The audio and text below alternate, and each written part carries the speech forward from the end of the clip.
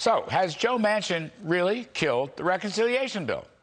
Well, let's ask Senator Marsha Blackburn, member of the Senate Armed Services and Judiciary Committees. Senator Blackburn, welcome back, ma'am. As always, I don't know, I kind of think you did, but you're closer to it than I am, and you're more important than I am. What do you think? Is it killed? I think he certainly has slowed it down. Here's the problem, Larry, is that you've got the left flank over in the House, and they're demanding that 3.5 be the floor, and they want 10 trillion for the ceiling. And then you've got Manchin saying that 3.5 is too high, and of course he had tried to make a deal with Schumer for 1.5 during the summer. Schumer wasn't having it, so here they are, they're at a standstill.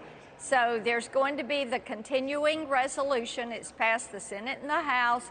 Government will not shut down, but the biggie is, can they come to some type of agreement? And I'm not sure if they can. They sure want to get these program expansions on the books. They want to get Green New Deal program started. They want to get $5 billion for tree equity. So there you go. We'll see what happens. Yeah, as I said earlier, I want to build some trees on 93rd and Madison for tree equity. Yeah. But Senator Blackburn, you know what's impressive to me, and this is where I think the far left can't meet it. I mean, Manchin talks about means testing. He talks about limiting eligibility. He talks about putting caps on spending. And, Senator, he also talks about workfare. Where's the workfare for all these programs? You probably would agree with those tenets, but I don't think the new Democratic Party agrees with it. They don't. The party has really gone so far left. And you have people like Bernie and Elizabeth that are on that far left flank. You have the vice president that is right over there with them. She was the most liberal member of the U.S. Senate. And then you have all of that crew on the left there in the House. But when I talk to Tennesseans, when I am home, they think this is just crazy talk because they're going, wait a minute, how much debt do we have? They've put us up to about $30 trillion in debt. You mean it's going to be north of $40 trillion by the time we get to 2030? And people are just saying, no, we're not going to do this. They look at the fact that nearly everything Joe Biden has done since he took office has been a mistake. And you look at the southern border, you look at Afghanistan, you look at the price at the pump in the grocery store, inflation, how that seems to be out of control.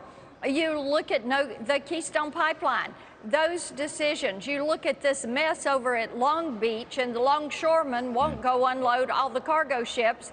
And I had somebody today, had some Tennesseans in, and somebody said, you know, it looks like we're going to hell in a handbasket real fast. Well, and I think that's where a lot of people in this country are. Joe Manchin knows that.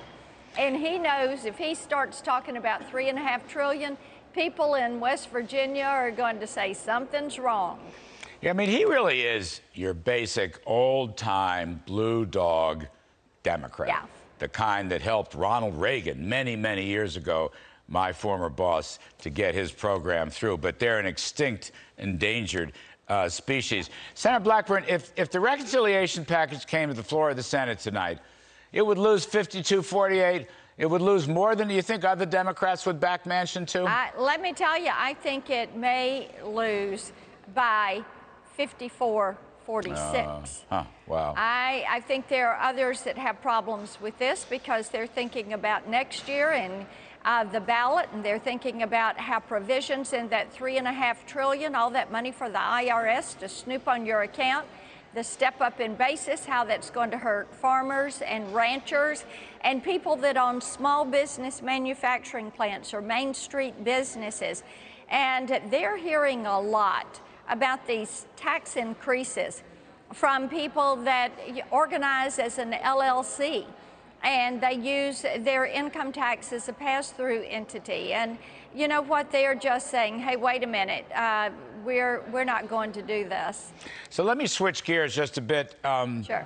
There are warnings in the papers coming from Panama and elsewhere that another 60,000 migrants are coming to cross our border. And I'm still puzzled, Senator. I don't know where the 50,000 Afghan refugees went. I still don't understand that. Yep. That one went right by me. But one thing I think I know, and I ask you, is there anything coming from the Biden administration to end this craziness, to stop this catastrophe at the border? Well, you know, Larry, you're in pretty bad shape when Panama is calling out Secretary Mayorkas and the President of the United States and saying, get your act together and stop this. All these people are coming through our country to get to you. And I think President Obama gave them a little bit of a warning this week when he said, you can't continue this at the southern border and be a sovereign nation. And of course, the press didn't want to talk about that. But what we know is this, that the border needs to be secured. You've got to put more resources on that border, and you've got to build the wall. And we also know that our communities, our states are saying, do not send migrants to us. We've already had 1.5 million so far this year. Don't send them. You're transferring that cost to our local county, to our school system, to our health department, to our social services agencies, and stop it. And they're beginning to push back. And it doesn't matter if it's a Democrat or a Republican mayor in these counties and cities. What they're looking at is that cost is being transferred to their taxpayer. So I think they're going to get some resistance. They should do what Donald Trump did. End, catch, and release. Yep. Put back, remain in Mexico, and build the wall. Yep. Build the wall. Senator Marsha Blackburn, can't thank you enough, man. Appreciate it. Hope to come back soon. Good to be with you. All right.